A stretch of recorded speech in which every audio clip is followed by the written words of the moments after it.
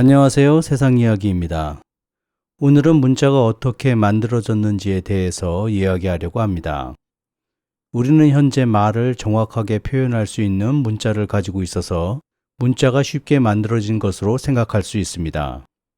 그러나 문자는 아주 오랜 기간을 걸쳐서 만들어진 귀한 발명품입니다. 인간이 농경 생활을 시작하면서 문명이 발전되기 시작합니다. 농경 생활에서 생기는 농산물과 농사를 위해서 필요한 가축 사육, 그리고 농사를 짓기 위해서 알아야 할 날짜와 땅의 측량 등 때문에 문자와 숫자가 필요하게 됩니다. 인간의 문명 중 문자와 밀접하게 관련된 문명은 지금의 이라크 지역에서 발생한 메소포타미아 문명과 이집트 지역에서 발생한 이집트 문명입니다. 여기서 문자가 만들어집니다.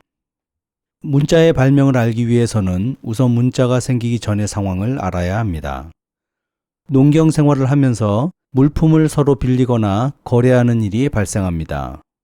그래서 누구에게 무엇을 몇 개 주었는지 기록할 필요가 생깁니다.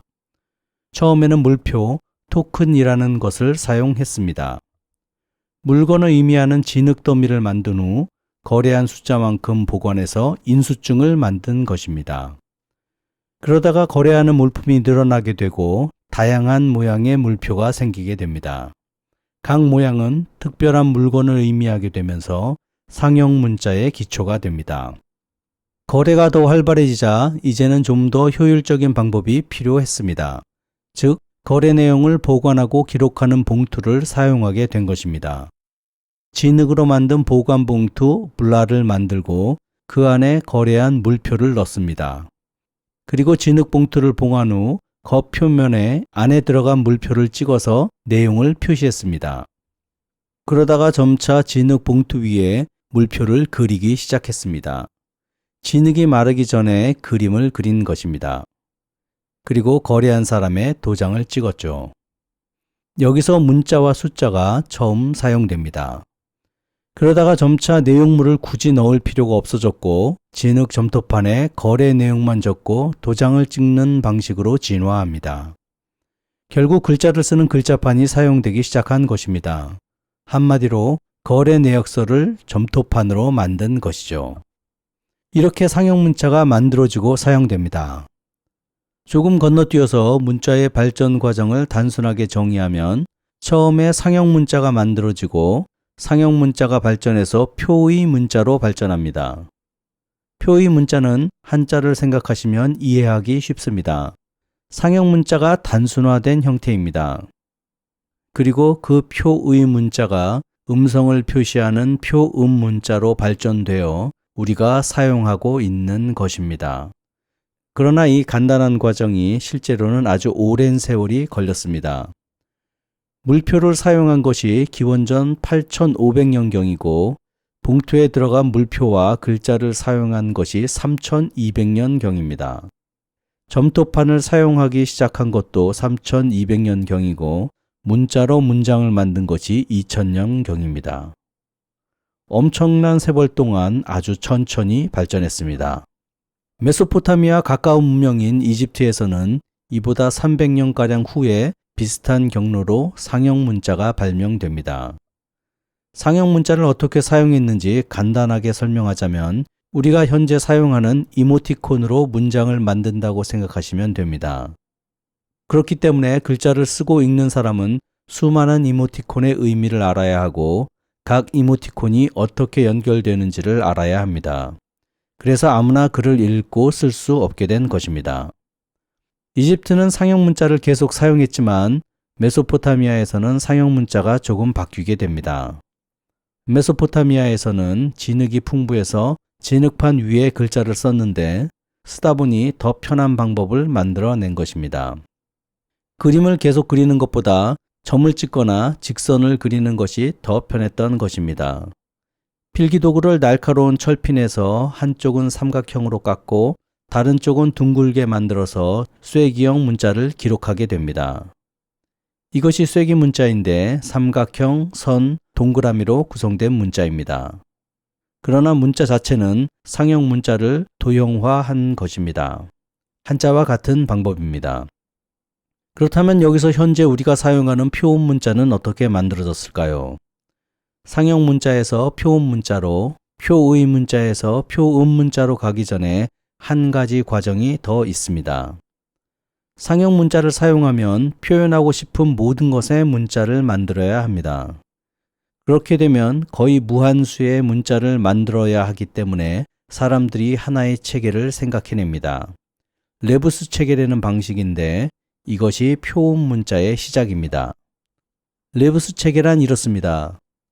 단순하게 말하자면 의미를 가지고 있는 상형 문자에서 의미는 사용하지 않고 음만 사용하는 것입니다. 예를 들어 보겠습니다. 해를 의미하는 상형 문자가 있습니다. 해라고 읽죠. 그리고 달을 의미하는 상형 문자가 있습니다. 달이라고 읽습니다. 해달이라는 동물의 이름을 쓸 때 해달을 의미하는 상형 문자를 또 만드는 것이 아니라 이 두 문자를 연결하고 음만 사용해서 해달이라고 읽는 것입니다. 이 방법을 사용해서 인간은 문장을 보다 다양하게 쓸 수 있게 됩니다. 문제는 어떤 것이 상형 문자이고 어떤 것이 레부스를 적용한 단어인지 알기 쉽지 않다는 것입니다. 그래서 아무나 글자를 쓰고 읽을 수 없었습니다. 이 레부스 체계 문자는 표음 문자 중 음절 문자가 됩니다. 음절 문자는 문자 하나가 한 음이 되는 것으로 일본어가 대표적인 음절 문자입니다. 자음과 모음이 나뉘는 문자는 음소 문자인데 이 문자는 조금 더 시간이 필요합니다. 지금까지 상형 문자에서 표의 문자로 거기서 표음 문자의 초기 모델인 음절 문자가 만들어지는 과정을 살펴봤습니다. 현재에도 사용되고 있는 문자를 보면 중국은 아직도 표의 문자를 사용하고 있고 일본은 표의 문자와 음절 문자를 사용하고 있는 셈입니다.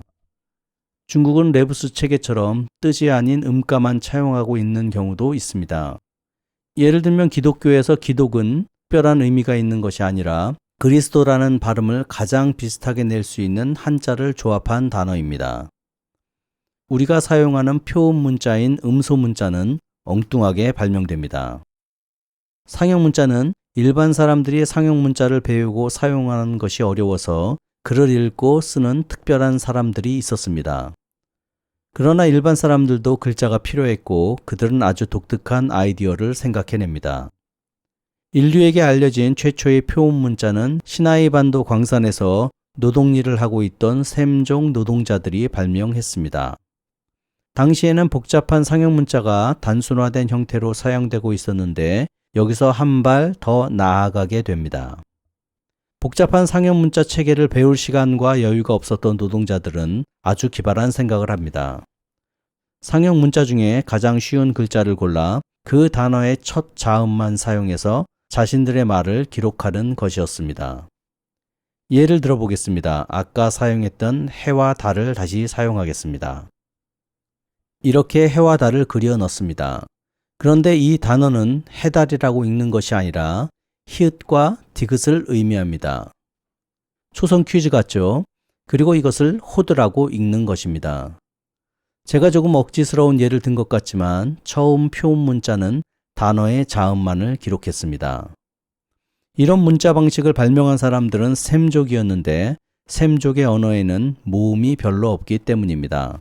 그래서 자음만 써도 단어를 유추하기 쉬웠습니다.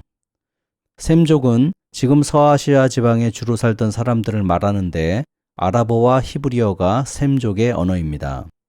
지금도 아랍어는 모음이 3개, 히브리어에는 5개 정도이고 모음은 글자에 포함된 것이 아니라 별도의 표시로 모음을 표시합니다.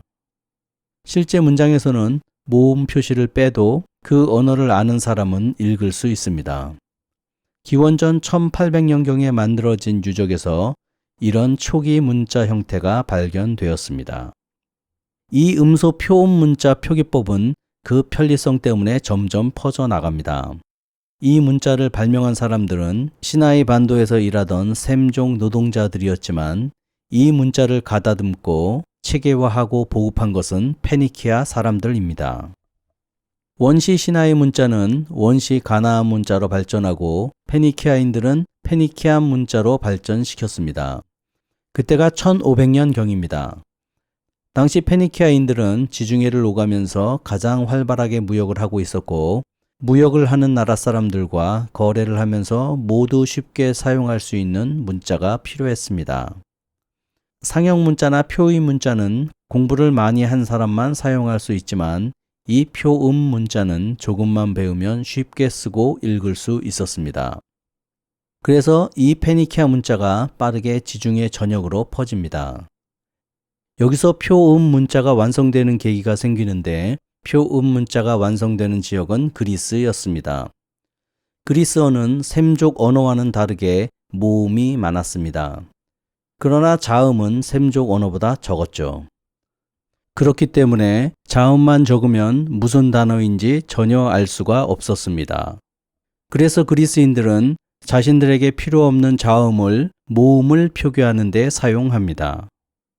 화면에서 보시는 문자들이 원래는 자음이었다가 모음으로 바뀐 글자들입니다. 그리고 자신들의 생각을 완벽하게 표현할 수 있는 문자가 생기자 그리스인들은 엄청나게 많은 문서를 만들어냅니다. 그리스가 자신들의 말에 맞게 우연히 변형시킨 문자 체계는 가장 쉽고 편한 문자 체계가 되었고 지금까지도 사용되고 있습니다. 그리스 문명이 유럽 문명의 뿌리가 되고 옛날 문서를 읽을 때 죄다 그리스어인 이유가 바로 이런 문자의 발전 때문입니다. 그것이 약 기원전 800년경입니다. 아주 오래 걸렸습니다. 이렇듯 서아시아 지역에서는 기원전 1000년경부터 표음 문자가 주로 사용되었고 지중해 도시국가에 모두 보급되었으며 800년 정도가 되면 주 기록 문자로 정착하고 700년부터는 본격적인 기록 활동이 이루어집니다. 현재 남아있는 대부분의 고전 문학이 이전에는 구전으로 전달되다가 이때쯤부터 문서화되기 시작합니다. 한자는 조금 다른 방향으로 발전합니다. 기원전 1500년경에 만들어진 것으로 현재까지도 사용되고 있습니다. 역시 상형 문자에서 시작해서 표의 문자로 발전했지만 중국은 이 표의 문자를 다양한 의미로 표현할 수 있는 새로운 방식을 찾아냅니다. 그리고 아직까지도 사용하고 있습니다. 한자는 모양을 그대로 형상화한 상형자, 보이지 않지만 개념상 있는 것을 형상화한 지사자, 두 개의 문자를 조합해서 뜻을 만드는 회의자, 의미를 나타내는 부분과 소리를 나타내는 부분이 따로인 형성자. 이런 방식으로 언어의 표현력을 넓혀왔습니다. 한자의 강점은 2500년 전에 공자가 쓴 글도 한자를 알면 21세기에 사는 우리도 그 문장을 읽고 뜻을 알 수 있다는 것입니다. 이렇듯 우리가 현재 편하게 사용하고 있는 전 세계 문자에는 인류의 기나긴 노력이 담겨 있습니다. 세상 이야기였습니다. 다음에 또 뵙겠습니다.